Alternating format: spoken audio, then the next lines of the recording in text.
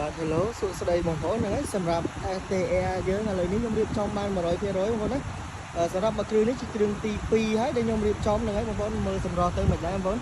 ហើយនេះប្រភេទម៉ូតូ STR ដែលបងប្អូនមើលម្លងណាមើលម្លងដែលយកតែ SL ទៅឡើងដែលបងប្អូនមើលសម្រស់ STR បងប្អូនណាទៅឡើងហើយគឺសម្រស់ខ្ញុំហ៊ាននិយាយមកថាស៊ីដាច់ STR ដាច់ហ្មងដោយសារថាអូស៊ីដាច់ SL ដោយសារតែឆ្អឹងវា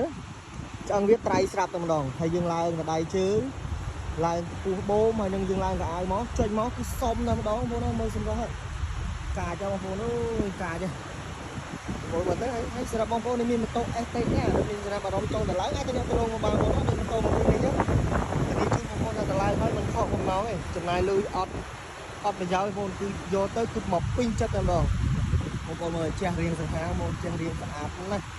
សម្រាប់ STR បាទអរគុណច្រើនបងប្អូនសម្រាប់បងប្អូនដែលមានតម្រូវការចង់ទាំងឡាយអាចទំនាក់ទំនងមកខ្ញុំបានទីតាំងខ្ញុំនៅខេត្តកំពង់ធំផ្សារកំពង់ថ្មអរគុណច្រើន